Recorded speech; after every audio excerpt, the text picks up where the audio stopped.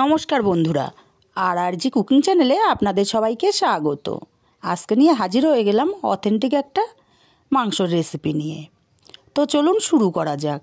আমি এখানে 1.5 কেজি মাংস খুব ভালো করে ধুয়ে পরিষ্কার করে জলটা ঝরিয়ে নিয়েছি। এখন এখানে আমি কিছু মশলা অ্যাড করব। প্রথমেই দিয়ে দেব 1 মুঠো পরিমাণে পেঁয়াজ কুচি, দিয়ে দেব আদা বাটা। আমি আমার মাংস পরিমাণে কিন্তু সব কিছুই নিচ্ছি। দিয়ে দিচ্ছি ধনে আর জিরে বাটা, আমি ধনে আর জিরে একসাথে বেটে রেখেছিলাম। দেব রসুন বাটা আর দেব শুকনো লঙ্কা বাটা। দিয়ে দিচ্ছি হলুদ গুঁড়ো, দেব 1/2 চামচ কাশ্মীরি লঙ্কার গুঁড়ো, এটা জাস্ট কালারের জন্য। আর দেব 2 চামচ টক দই। এখানে কিন্তু আমি লবণের ব্যবহার করছি না। এবার খুব ভালো করে আমি মাখিয়ে নেব। একটু সময় নিয়ে, মিনিট 3 সময় নিয়ে মাংসটাকে মাখাতে হবে। এতে করে কিন্তু সম্পূর্ণ মশলা মাংসর ভেতরে খুব ভালোভাবে ঢুকবে আর খেতেও খুব ভালো হবে। উল্টে পাল্টে খুব ভালো করে মাখাতে হবে, যেন কোনো মাংসর পিস বাদ না যায়। এইভাবে মাংসটাকে আমি খুব ভালো করে মাখিয়ে নিয়েছি। এবার এটাকে আমি 1 ঘন্টা মতো রেখে দেব।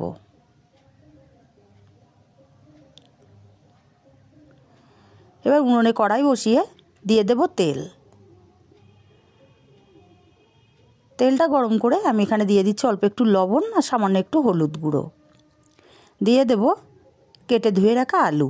আমি 4টে আলুকে 2 পিস করে কেটে নিয়েছি। আলুগুলোকে সময় নিয়ে উল্টে পাল্টে একটু লাল লাল করে কালার করে ভেজে নেব।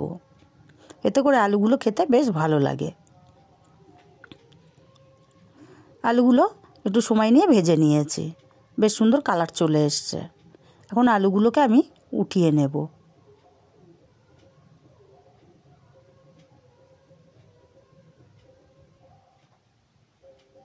আলুগুলো সব উঠিয়ে নিয়েছে। এই তেলের মধ্যে দিয়ে দেবো একটা শুকনো লঙ্কা, দিয়ে দেবো 1/2 চামচ পরিমাণে গোটা জিরে, দেবো 2টো তেজপাতা আর দেবো 1 চামচ পরিমাণে রসুন বাটা। এবার ফোড়নটাকে ভেজে নেব। ফোড়নটাকে ভেজে নিয়ে এখানে দিয়ে দেব একটা পেঁয়াজ কুচি, আমি মিহি করে কুচিয়ে রেখেছিলাম।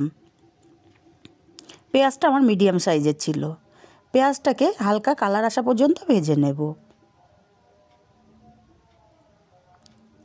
পেঁয়াজটার কালার চেঞ্জ হয়ে গেছে।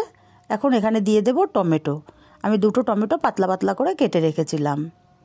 আর দেব টমেটোটা গলে যাওয়ার জন্য অল্প একটু লবণ। টমেটোটা গলে যাওয়া পর্যন্ত আমি পেঁয়াজ আর টমেটোটাকে কষিয়ে নিয়েছি। টমেটোটা কিন্তু গলে গেছে। এবার এখানে আমি দিয়ে দেব ম্যারিনেট করা মাংসগুলো।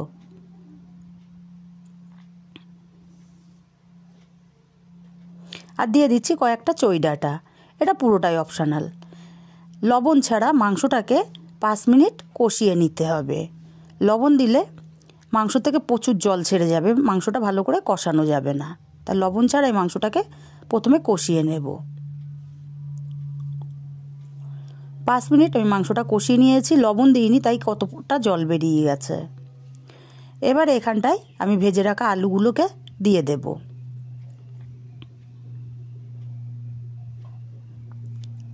আর দিয়ে দেব স্বাদ মতো লবণ। আমি মাংসটাকে আরও 10 মিনিট কষিয়ে নেব।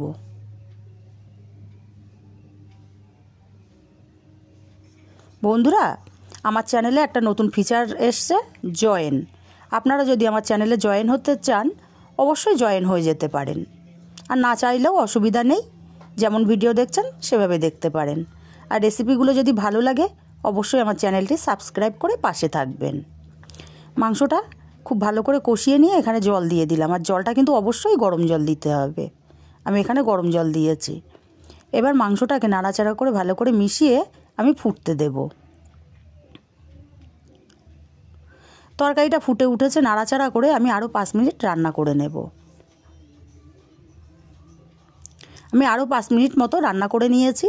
মাংসটা আমার হয়ে এসছে।